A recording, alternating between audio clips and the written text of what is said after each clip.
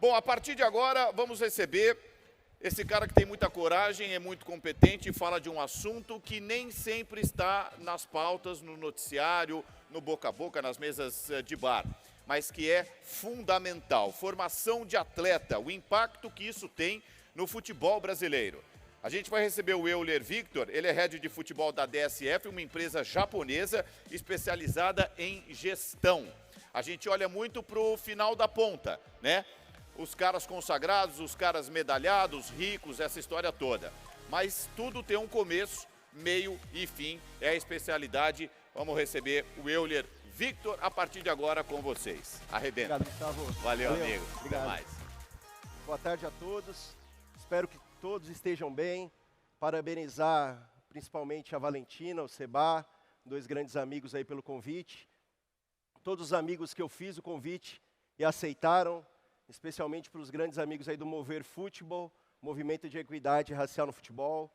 E é um prazer poder falar com vocês aqui hoje e falando um pouco sobre meritocracia, que é uma palavra muito utilizada no Brasil, muitas vezes sem sentido. E esse é o nosso lema, é o lema que nós levamos, que eu tento levar para todo lugar que eu vou, é que não existe meritocracia sem oportunidades. E esse é um tema que deve ser mais debatido. Como o Gustavo falou muito bem, no Brasil a gente sempre comemora, a gente sempre fala muito sobre as medalhas, sobre os títulos, os vencedores. Só que a gente não fala sobre os caminhos trilhados para que a pessoa possa conseguir esse título. Sobre o fomento no esporte, sobre a iniciação esportiva no Brasil. Um evento desse tamanho, eu posso dizer, falando um pouco sobre vaidade, que eu fico muito feliz de poder falar sobre esse tema. E eu espero que futuramente esse tema seja mais debatido, porque não existe nenhum campeão, não existe nenhum título sem iniciação esportiva, sem aquela criança que sonhava em praticar um esporte, a criança que iniciou brincando com o esporte para se tornar um campeão, seja ele olímpico, um campeão na Copa do Mundo.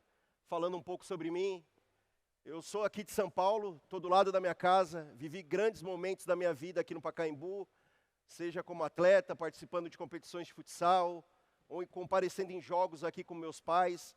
Então eu estou muito feliz de estar aqui, é um grande prazer estar aqui.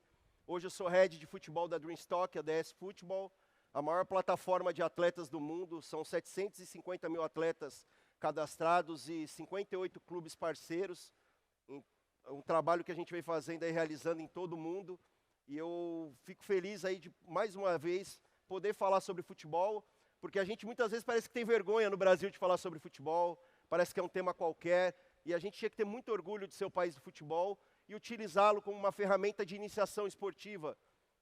Não necessariamente uma criança que joga futebol vai se tornar um jogador de futebol. Ele pode praticar qualquer outra modalidade esportiva, e por isso que a gente fala sobre as oportunidades, né?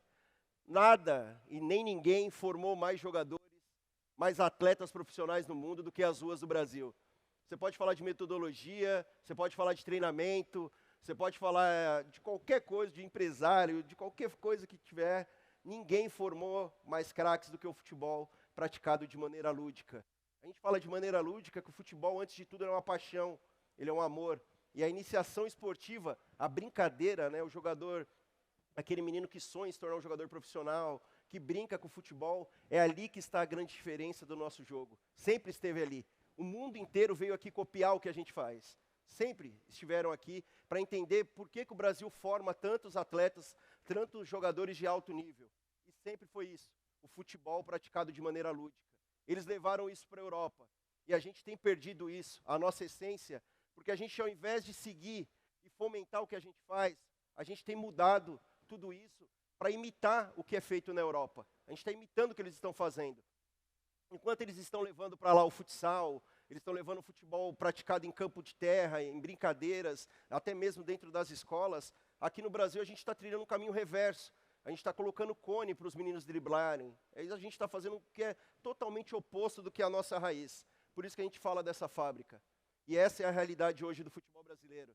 De cada 5 escolinhas que tem de futebol no Brasil, apenas uma é gratuita, com um custo médio aí de R$ 120. Então você pega uma família pobre, de um bairro periférico, com uma renda mensal aí, média do Brasil de R$ 2.000, como que ele vai colocar 2, 3 filhos para jogar futebol? 80% dos jovens de periferia praticam qualquer modalidade esportiva menos de 2 vezes por semana. Aquela teoria que nós temos, né, das 10 mil horas, ela fica referendada aqui. Né? Como que a gente vai fazer um jovem praticar uma modalidade esportiva de 10 mil horas para ele praticar aquele esporte com excelência, sendo que as aulas de educação física nas escolas são de 50 minutos semanais nas escolas públicas. É um número que a gente vai até mostrar ali um pouco mais para frente, mas para a gente mostrar esse impacto. Hoje existem muito mais crianças que estão praticando um esporte, jogando videogame, do que praticando qualquer modalidade esportiva, não só futebol. A gente está falando de basquete, de vôlei, até mesmo uma atividade de rua, uma corrida, uma academia. Nossos jovens não praticam esporte. Isso impacta muito no nosso país e eu acho que é algo que a gente devia olhar com um pouco mais de atenção. 30% dos jovens das periferias do Brasil... Está falhando? Vê se vai. Agora foi? Está melhor aí, pessoal? Que bom. Eu acho que agora vai melhorar um pouquinho. 30% dos jovens do nosso país, eles querem jogar futebol, mas eles não têm onde e nem como subsidiar isso. É um impacto que a gente fala. Não existe futebol sem responsabilidade social. Né? O futebol ele é responsável, e sempre foi responsável, para que esses jovens, pelo menos, tivessem a possibilidade de sonharem com coisas melhores para as vidas deles. Né? E o custo médio lá que a gente falou das escolinhas de R$120, que é algo que impacta muito também quando a gente vai falar de um jovem jogar futebol. Está o Nenê aqui, um cara que tem um trabalho de iniciação esportiva dentro de comunidades, e ele sabe que essa é uma grande dificuldade. Né? O jovem ele é impactado diretamente por isso. É aquela frase que a gente escuta muito, falando que cada criança que está num clube é uma criança a menos na rua. Então, o trabalho de responsabilidade social ele é fundamental quando a gente fala sobre futebol, e a gente não pode fugir disso nunca. Né? Aí vem uma frase do Duque que eu acho muito legal, né, que vai lá e só driblar os adversários. Um menino, para ele se tornar um jogador de futebol profissional, ele tem que passar por muita coisa. E só quem trabalha e vivencia esse dia a dia é que tem a realidade disso daqui. Um menino que vai fazer uma peneira, que mora num bairro violento, sem saneamento básico, sem a possibilidade de tomar um café da manhã, que vai andando por um clube, que passa por todas as dificuldades para chegar lá. Então, quem chega lá, muitas vezes, não é só pela qualidade técnica dele, é pela sorte. E o Brasil, a gente tem que parar de contar com o fator sorte, porque muitas vezes o talento ele é perdido pela falta real mesmo de uma oportunidade, dele poder desenvolver, dele poder ser visto, pelo menos, numa modalidade esportiva diferente, que é esse que é o impacto do esporte na vida. O esporte ele muda a vida de muitas pessoas que estão aqui, mudou de muitos amigos e de muitos outros amigos que poderiam estar aqui e por conta da falta de investimento não estão, perdemos eles muitas vezes aí pela violência, pelo alcoolismo e muitas outras coisas que impactam nossas vidas. Esse é um estudo da ONU que eu gosto muito de compartilhar, e eu acho que é fundamental, que eu acho que talvez esse seja o maior investimento do Estado. A ferramenta mais importante que nós temos dentro da nossa sociedade é a educação. E quando a gente fala da educação junto com o esporte, são as duas ferramentas mais poderosas para transformar o nosso país, para transformar a nossa sociedade, que é oportunizar essa molecada. A cada R$1 investido em esporte, você tem essa economia gigantesca. É um investimento, o que te dá um retorno de 300%, 500%? Basta investir o nosso Estado, o nosso governo, olhar um pouco mais e ter esse entendimento do que o esporte representa para a nossa sociedade. E, infelizmente, a gente sempre gera e vê isso daí como custo. Né? É um número que, para a gente ter aproximado, por volta de 23 milhões de jovens com potencial de uma modalidade esportiva no Brasil, menino ou menina. Desses, menos de 1% praticam esportes frequentemente, que a gente pode dizer por volta de 4 a 5 vezes semanais. Isso é um estudo que nós fizemos para a gente ter um entendimento de como que isso vai impactar a vida dessas crianças, né? De não ter um esporte no contraturno, de não ter um clube poliesportivo próximo de suas casas. O esporte no Brasil é algo de elite. Tá? Elite, que a gente fala de classe A, classe B, as demais camadas só têm acesso a isso em casos específicos de pessoas que a gente diz que até são loucas, que colocam dinheiro do bolso, que correm atrás, que tiram da onde que não tem, para oportunizar essa molecada. Eu estava falando ali atrás com o Gustavo, a gente lembrou do caso do Isaquias Queiroz, um talvez um dos maiores atletas olímpicos da história do Brasil, que foi um caso do acaso. Na onde que ele morava, ele tinha que atravessar o barco, né, o rio, para poder ir para a escola, e ele foi descoberto lá. Um caso do acaso. Rebeca Guzmão, também uma medalhista olímpica. Quantas a gente já perdeu por aí? Quantos Isaquias a gente já perdeu por aí? E quando a gente não tem esse entendimento do esporte e da educação, a gente acaba afastando essas crianças de coisas boas, e aí a gente acaba perdendo para a violência e para demais problemas que nós temos na nossa sociedade, que aí a gente está sempre culpando as mesmas pessoas, só que no momento que a gente tem que cobrar, a gente nunca cobra, a gente sempre deixa de lado. Eu costumo dizer que no futebol aqui brasileiro, falando especificamente, a gente tem o Mickey, só falta a Disney, né? O Brasil era para ser o paraíso do futebol, ter peregrinação aqui, os estádios serem como igreja, as pessoas virem de fora para entender como que funciona esse futebol, como que a gente lançou tanto jogador. Só que a gente está longe disso daí ainda, né? Na verdade, o Brasil tem 740 clubes profissionais, por volta de 430 clubes com categorias de base, 45 mil atletas que praticam futebol frequentemente dentro de uma categoria de base, e desses 450 mil atletas, menos de 1% vão se tornar jogadores profissionais com salário maior do que R$5.000. Então é uma máquina de frustrações, né? É uma fábrica de frustrações quando a gente olha na modalidade esportiva só pensando em alto desempenho, e a gente esquece que o esporte é muito mais que isso. O esporte ele tem esse poder, né, de agregar, de interagir, de criança, de ser de um bairro extremamente rico, conviver com uma criança extremamente pobre e ter a mesma convivência, de estar no mesmo lugar, de ter a mesma oportunidade, que todas as diferenças que existem dentro de um campo de futebol não existe mais, porque lá é todo mundo igual, não importa o cara ter a melhor chuteira, a melhor roupa, a melhor bola, isso não vai fazer ele melhor. Falando um pouco sobre os números que eu acho que são muito interessantes também, que 53% dessa base estão com os estudos em defasagem, 28 que estão no profissional terminaram o colegial, é um número que eu acho que é um absurdo. Se a gente olhar em outros países, esse número passa de 80%. 1% dos atletas passam nas peneiras. Só para vocês terem noção, de cada 100 mil meninos que iniciam jogando futebol, apenas um vai jogar nos 50 principais clubes do mundo. Se você vai perguntar em contraponto qual que é o sonho da vida dele, mais de 95% fala que é jogar na Europa. Então, você vê que, se você for olhar a quantidade de vagas e oportunidades, os números não se correspondem. Então, por isso que é tão importante a responsabilidade social na formação desses atletas, que apenas 13% chegam na equipe profissional. E esse ponto também é disruptivo para quem é atleta aqui, vai saber muito bem do que eu estou falando. Os atletas que jogam futebol hoje no Brasil, 86% ganham menos de um salário mínimo. 60% dos atletas passam mais de 6 meses do ano sem nenhum contrato profissional. E desses atletas que têm um contrato, 85% teve algum atraso ou vai ter algum atraso durante o ano. É isso que a gente fala. Se não tiver responsabilidade social para formar esse atleta, com uma carreira curta, recebendo tão pouco, o impacto que isso daí vai ter é ainda maior.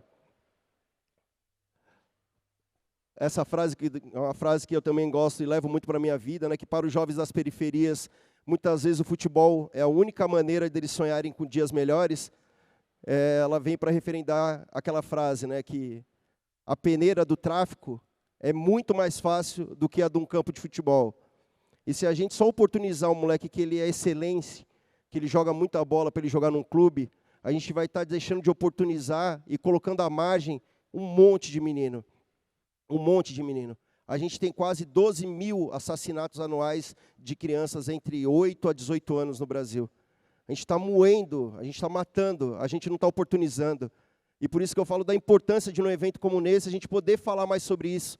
Porque é muito legal a gente falar sobre marketing, falar sobre gestão, falar sobre negócios, mas se não existir a base da pirâmide, se não existir aquele moleque brincando de corrida, nadando, jogando vôlei, basquete, não vai existir nada disso daqui. Essa estrutura sem iniciação esportiva, ela não existe. Então nós devemos valorizar como empresa, como pessoa, cobrar o governo para que eles oportunizem essas crianças. A gente precisa criar sistemas, nós precisamos criar oportunidades, parcerias, público-privadas, da maneira que for, para que esses jovens tenham oportunidade de pelo menos sonharem, de pelo menos no contraturno escolar eles poderem praticar um esporte, e todos nós temos essa responsabilidade. Como eu falei, né, eu acredito que o esporte ele pode mudar vidas, ele mudou a minha vida, ele mudou a vida de muitos amigos meus, mas infelizmente muitos dos meus amigos não tiveram a oportunidade de praticar um esporte, ou de estudar, ou de viver longe da violência. Quando a gente fala das periferias, principalmente aqui de São Paulo, isso tem um impacto muito grande, gente. A gente está falando por volta aí de 7 milhões de jovens que estão à margem da sociedade e não estão fazendo nada. E isso daí tudo empobrece o nosso Estado, causa violência, problemas que impactam de saúde, educacionais, em tudo na nossa sociedade. Só que a gente foge disso e continua a achar que isso daí é algo normal. É muito difícil falar sobre isso, a gente fica com fama de chato, de pidão, de reclamão, mas só quem vive no dia a dia e convive com essas crianças e com esses jovens que vão ter realmente esse entendimento. Né? Deixa eu passar aqui mais um. Era sobre isso que eu queria falar com vocês, né? Trazer um pouco dessa visão da importância do futebol. O futebol é extremamente importante, nós somos o país do futebol, é a modalidade mais praticada no país, nós temos que ter muito orgulho disso, muito respeito, fomentar isso e utilizar o futebol como uma ferramenta de iniciação esportiva. Se a gente trabalhar da maneira correta, a gente vai poder encontrar nesses jovens os talentos que nós buscamos para outras modalidades. Um professor identificar com um atleta tem uma boa impulsão, vou levar ele no vôlei, vou levar ele no basquete, ele corre muito bem, vou indicar ele para um atletismo. A gente ter polos de formação de atletas e trabalhar no desenvolvimento desses jovens para que eles alcancem a excelência na prática esportiva. É algo muito difícil, como eu falei para vocês, é algo que a gente cobra e a gente é visto como chato quando fala sobre isso. Só que todos que estão aqui têm responsabilidade. Todos que tiveram a oportunidade através do esporte, todos que vivem através do esporte, têm que ter o entendimento que se não fizer isso, você está sendo covarde. Se você está vendo onde que você mora, tem uma comunidade e tem potenciais ali, e você não tentar fazer nada, trabalhando com esporte, independentemente da modalidade, e não tentar levar para lá, para aqueles jovens, você está sendo culpado por tudo que está acontecendo. Era isso que eu tinha para falar para vocês, e eu espero que a gente possa transformar o nosso país utilizando essas duas ferramentas, que educação e esporte são muito mais do que a gente pode pensar. E não vai transformar o nosso país e as nossas vidas, assim como transformou a minha. Obrigado a todos aí, uma ótima tarde. Só para lembrar, tá? Desculpa. Retorna para mim ali, por gentileza. Pode retornar ali? Retornar a apresentação. Obrigado. Todos esses jovens aqui foram assassinados nos últimos 5 anos. Crianças que estavam brincando na rua, porque onde que eles moram não tinha segurança, não tinha um lugar para eles praticarem um esporte. Crianças poderiam ser seus filhos, poderiam ser minha filha, um primo, qualquer pessoa. Enquanto a gente normalizar isso aqui, e achar que isso daqui não é nada, é normal, crianças sendo assassinadas por conta que estavam na rua brincando, a gente nunca vai ser um país. Pega a visão aí, vamos mudar nosso país através do esporte. Valeu!